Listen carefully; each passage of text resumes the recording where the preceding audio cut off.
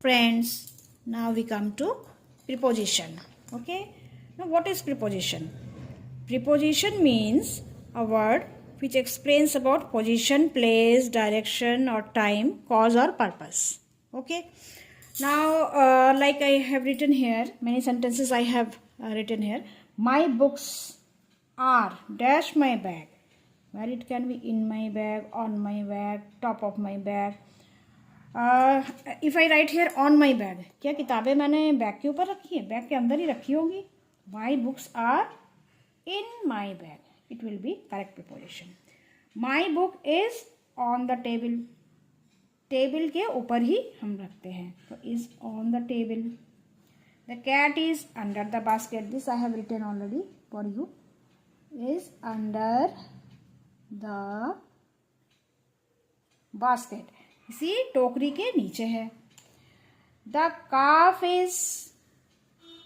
Is near the cow. ये हो सकता है, हाँ, जो बछड़ा है वो काउ के मतलब गाय के पास में ही होती है, तो हम इसको नियर कर देते हैं. This is preposition. Then Raju is writing dash blue pen. On blue pen, in blue pen क्या होना चाहिए? अब ब्लू पेन से लिख रहा है, यही तो होगा, तो it will B Raju is writing with blue pen. Now with is preposition over here. Meena sat me. मेरे पास में बैठी होगी, मेरे पास में, तो इसको लिखेंगे beside. Meena sat beside me. Okay.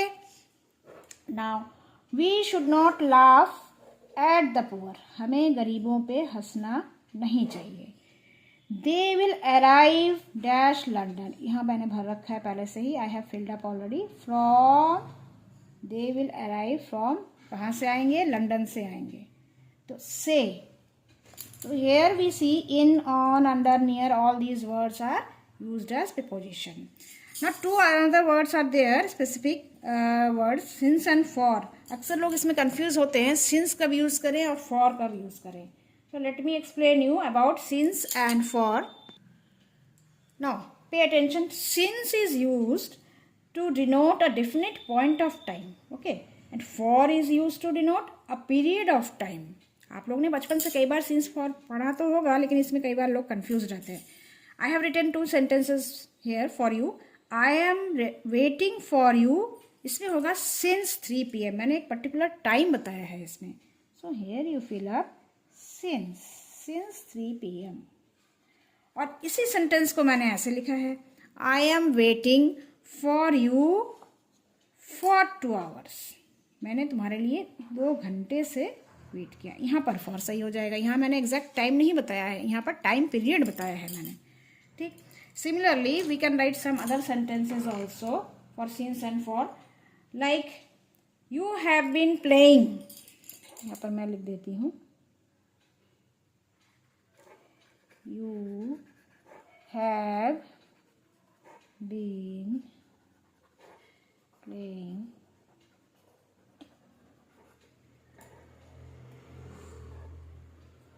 कोई भी टाइम डाल देते हैं, जैसे 7 o'clock, ठीक है, और 4 o'clock, 4 और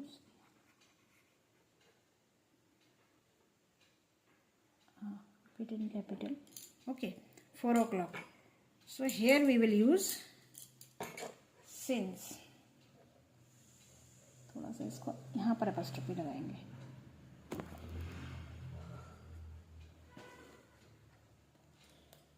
Okay. Now another sentence we can write which denotes period of time. It denotes particular time and it denotes period of time. So here we can write like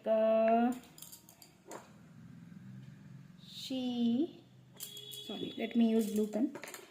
She has been living in India dash like I say 3 years. वह 3 सालों से भारत में रह रही है. हो सकता है विदेश से किसी के रिश्तेदार आए हों, वो यहाँ रह रहे हों, तो यहाँ पर हम क्या लिखेंगे, for, because it denotes period of time. अगर मैंने लिखा साल 2020 से, साल 21 से, या इस महीने से, दिसंबर से, जनवरी से, तो वहाँ पर हो जाएगा वो since. Okay, understood this much? Now let us proceed, हम आगे बढ़ते हैं।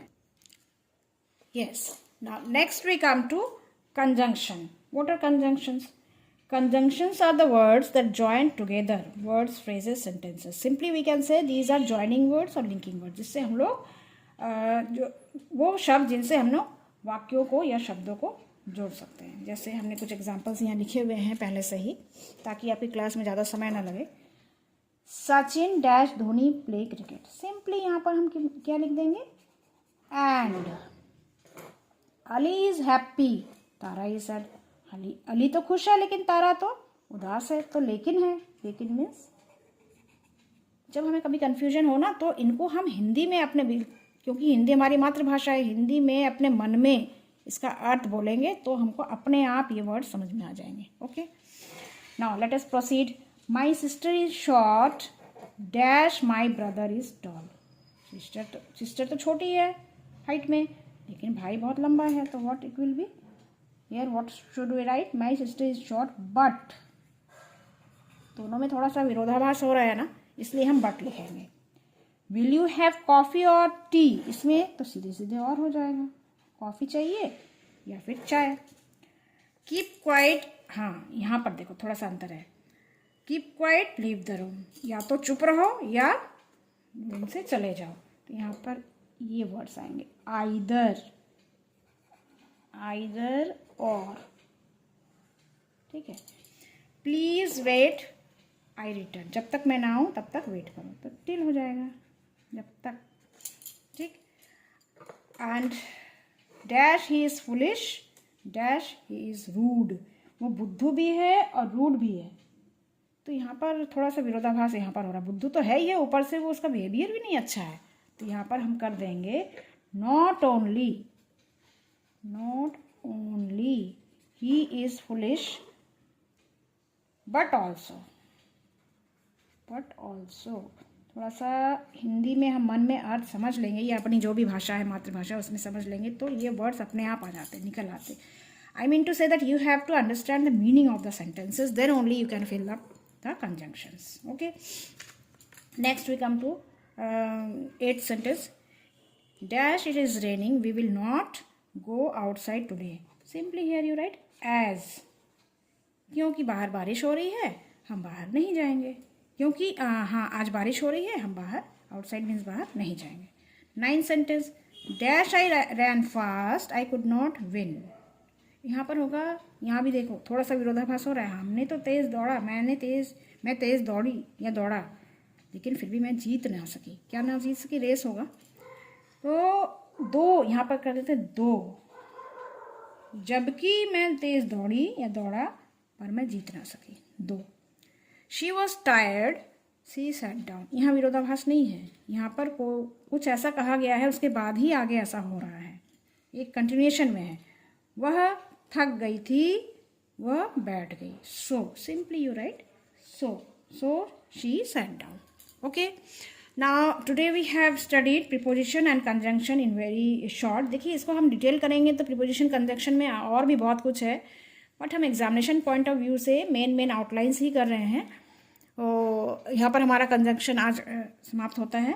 Now next session we will start with interjection and articles. Okay, till then, bye bye and keep on doing practice.